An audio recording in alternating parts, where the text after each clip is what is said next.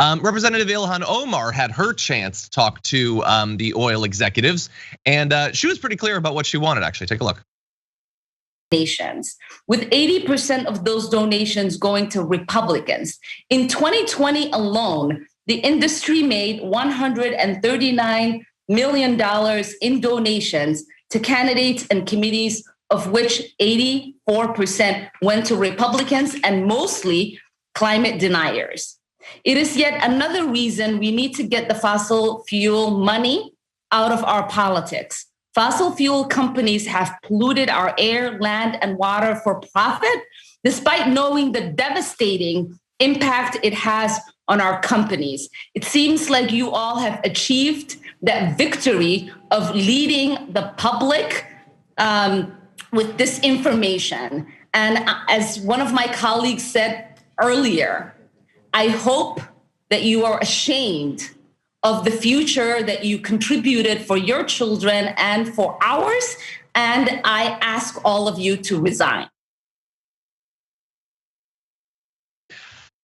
They're not going to do that, unfortunately. But yeah, look, saying stuff like that in theory, pointing out that, for short-term profit, they're absolutely wrecking not just the world, but the world that their descendants will have to inhabit, should have some effect. But at this point, it's much like natural selection. These CEOs have already been through the ringer. They have no human empathy left. They have no shame left. But at the very least, it makes for good moments where the public can be exposed to this and think about the relationship that our government has with fossil fuels, that our society has with fossil fuels, and maybe question it a little bit more. So while she's not going to get her actual goal, which is them resigning, I like the focus of Ilhan Omar there. Yeah, it's fine. I feel like there's got to be some more. This is so depressing. You ever like happen across a thought and you're just like, wow, that's sad. That I don't think saying that, it's right, it's true and everything, but I don't think like leaving a bad environment for your children in the future. How sad is it that that's not a very like effective talking point? Yeah. Like it's like, it reminds me of Eddie Izzard when he says like you killed 2 people or whatever, it's like bad. And it's a tragedy, but like you killed 100,000 people. Wow, you must get up very early in the morning. It's just so huge, you can't really wrap your mind around it.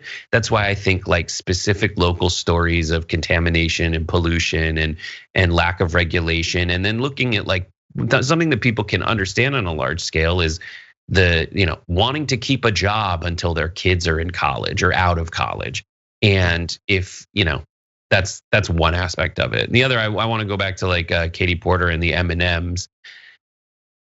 Just like when you think about the money that they're investing in renewable energy, Joe Manchin, his argument for removing most of the climate ordinances and regulations and initiatives from the Build Back Better plan was that companies do this anyway. He says, well, if you look at these companies over the years, they've changed and they've gone to like more renewable. They got 30% renewable. Yeah, but look at what they're investing and what they're spending. If speech is money, they're not putting their money where their mouth is. Yeah, totally. And while I agree, renewable energy is it's constituting a greater percentage of our electricity, our energy production. It is doing that because thankfully it's becoming more cost effective. But that doesn't mean that we can't help. Free markets are great or whatever.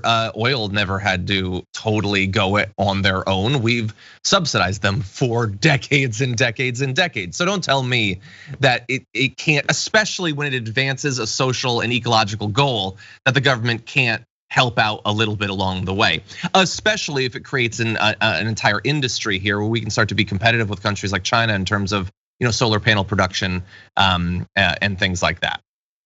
Yeah.